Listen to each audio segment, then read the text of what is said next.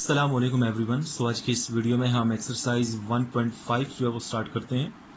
सो 1.5 का जो पहला सवाल है उसको मैं रीड करता हूँ। Find the determinant of the following matrices. आपके पास ये जितने भी मैट्रिसेस गिवन है ए बी सी डी, इन सारों के आपने डिटर्मिनेंट फाइंड करने हैं। सो बच्चों मैं पार्ट नंबर 1 से स्टार्ट करता हूँ। ये आपके पास पार्ट नंबर 1 है। पार्ट नंबर 1 में आपके पास कोई मैट्रिक्स ए गिवन है और आपने इस मैट्रिक्स का डिटर्मिनेंट फाइंड करना है। अच्छा, ये जो मैट्रिक्स गिवन है इसका आर्डर कितना है? 2x2 है। देखें 2 रोज और 2 कॉलम है, तो ये 2x2 आर्डर का मैट्रिक्स है।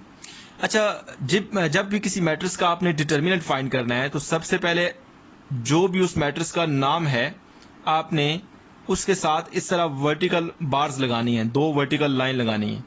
दिस इज इक्वल टू, अब जो मैट्रिक्स है देखिए मैट्रिक्स में स्क्वायर ब्रैकेट्स हैं। जब डिटर्मिनेंट फाइंड करना है तो ये सीधी लाइन आएगी, ये आपने लाजमी याद रखना है, ठीक है ना। 1 0। ये 2x2 मैट्रिक्स का डिटर्मिनेंट कैसे फाइंड करते हैं? ये जो आपके पास डायगोनल होता है इसको प्रिंसिपल डायगोनल बोलते हैं।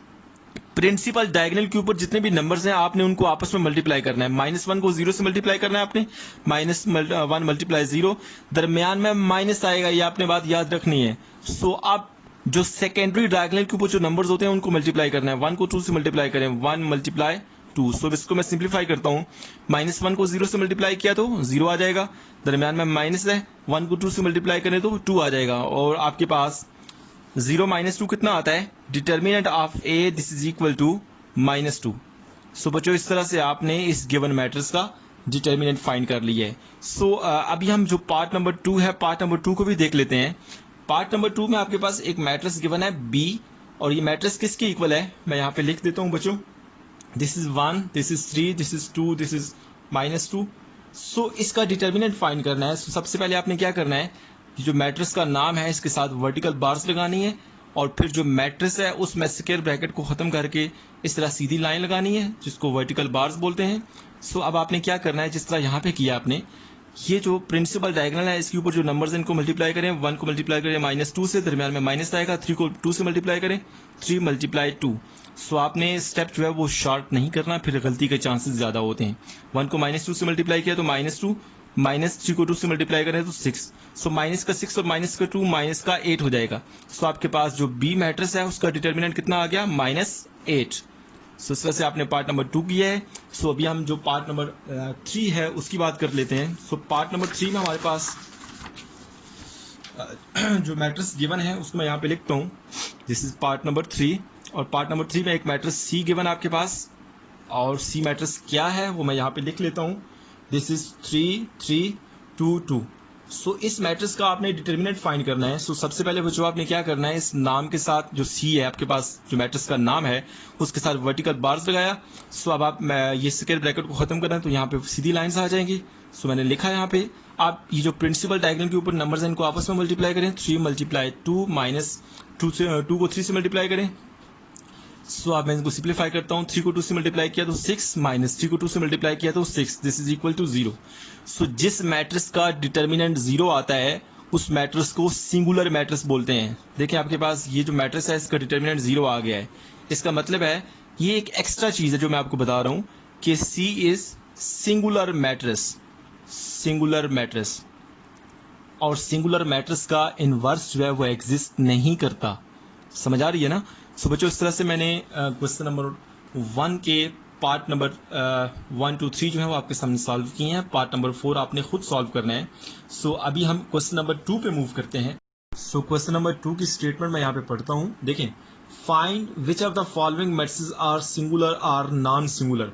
सो थोड़ी देर पहले मैंने आपको पार्ट नंबर 3 में बताया है कि जब भी किसी मैट्रिक्स का डिटर्मिनेंट 0 होता है तो उसको सिंगुलर मैट्रिक्स बोलते हैं, और जिस मैट्रिक्स का डिटर्मिनेंट नॉन 0 होता है उसको हम नॉन सिंगुलर मैट्रिक्स बोलते हैं। सो पार्ट नंबर 1 जो है वो हम सॉल्व करते हैं क्वेश्चन नंबर 2 का। देखें जरा, ये आपके पास क्वेश्चन नंबर 1 था। सो क्वेश्चन नंबर 2 हम यहाँ से स्टार्ट करते हैं, और इसका जो पार्ट नंबर 1 है उसमें एक मैट्रिक्स ए गिवन है हमारे पास, और इस ए मैट्रिक्स में एंट्रीज कौन सी हैं मैं यहाँ पे लिख लेता हूँ। 3 है, 6 है, 3 है, यहाँ पे 2 है, 3 2 6 और 4। सो बच्चों इस मैट्रिक्स का डिटर्मिनेंट मैं फाइंड करता हूँ। अगर तो डिटर्मिनेंट 0 आ जाता है तो इस मैट्रिक्स का जो इस मैट्रिक्स को जो हम कहेंगे वो सिंगुलर मैट्रिक्स कहेंगे, और अगर डिटर्मिनेंट नॉन जीरो आता है तो उसको हम नॉन सिंगुलर मैट्रिक्स बोलेंगे। सो सबसे पहले तो इसका हम डिटर्मिनेंट फाइंड करेंगे जिस तरह से पार्ट नंबर 1 में किया है। सबसे पहले आपने मैट्रिक्स का जो नेम होगा उसके साथ वर्टिकल बार्स लगानी है। सो जो मैट्रिक्स में स्क्वायर ब्रैकेट्स हैं उसको आपने खत्म करना है और उसकी जगह आपने वर्टिकल बार्स लगानी है। सो मैंने लगा दी है। सो बच्चों इसका डिटर्मिनेंट जो है वो हम डायरेक्ट फाइंड कर सकते हैं। देखिए हमने पहले तीन पार्ट्स जो है वो हमने सॉल्व किए। क्वेश्चन नंबर 1 के उसमें भी हमने डिटर्मिनेंट फाइंड किया था। 3 को 4 से मल्टीप्लाई करें तो 12 आता है, माइनस दरमियान में आएगा। 6 को 2 से मल्टीप्लाई करें तो ये भी 12 आता है। तो आपके पास 12 माइनस 12 0 आता है। तो इस तरह से ए मैट्रिक्स का जो डिटर्मिनेंट है वो 0 आ गया है। जब भी किसी मैट्रिक्स का डिटर्मिनेंट 0 आता है तो उसको हम सिंगुलर मैट्रिक्स बोलते हैं। सो ए इज, यहाँ पे लिख लें, ए इज सिंगुलर मैट्रिक्स। सो बच्चों एक चीज जो यहाँ पे मैं आपको बताना चाहता हूं कि जब भी कोई मैट्रिक्स सिंगुलर मैट्रिक्स होगा तो उसका इनवर्स एग्जिस्ट नहीं करता। ये हम क्वेश्चन नंबर 3 पे जब हम जाएंगे तो वहां पे इनवर्स की बात होगी। सो ए मैट्रिक्स सिंगुलर है। और एक और चीज जो आपको मैं बताना चाह रहा हूं कि ए जो सिंगुलर मैट्रिक्स होगा उसका इनवर्स एग्जिस्ट नहीं करता। तो इस तरह से हमने पार्ट नंबर 2 किया है। सो अभी हम पार्ट नंबर 1 किया है क्वेश्चन नंबर 2 का। सो अभी हम पार्ट नंबर 2 पे जाते हैं। सो क्वेश्चन नंबर 2 में हमारे पास जो मैट्रिक्स गिवन है जिसका हमने बताना है कि आया वो सिंगुलर मैट्रिक्स है या नहीं है, उसको मैं यहाँ पे लिख लेता हूँ। ये आपके पास पार्ट नंबर 2 है और इसमें हमारे पास जो मैट्रिक्स गिवन है वो क्या है, b is equal to, this is 4, this is 1, this is 3, this is 2। So बच्चों आपके पास ये बी मैट्रिक्स गिवन है।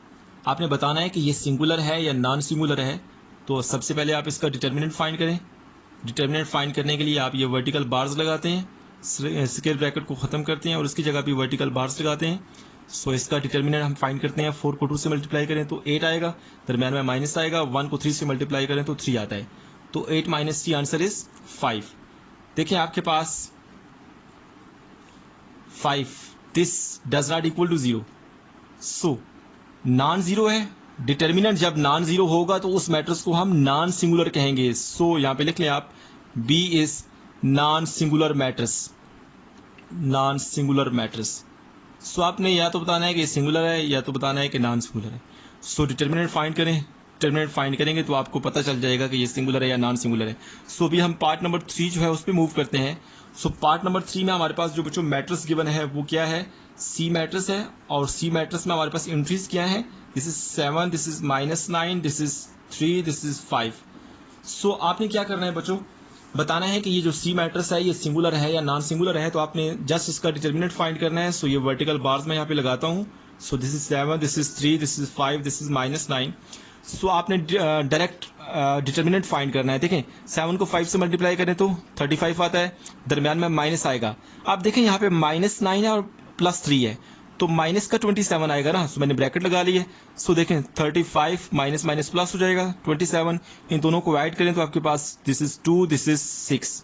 सो बच्चों इस तरह से देखें आपके पास जो सी मैट्रिक्स है उसका डिटर्मिनेंट कितना आ गया है, 62 आ गया है, जो कि एक नॉन जीरो नंबर है। तो इस तरह से हम कह सकते हैं कि C is non singular matrix. I hope so आपको ये जो क्वेश्चन नंबर 2 के 3 पार्ट्स हैं इनकी अंडरस्टैंडिंग हो गई है। सो इस वीडियो में हम इतना ही करेंगे। जो मेरी अगली वीडियो होगी उसमें हम क्वेश्चन नंबर 3 के बारे में डिस्कस करेंगे। Thank you so much for watching my video.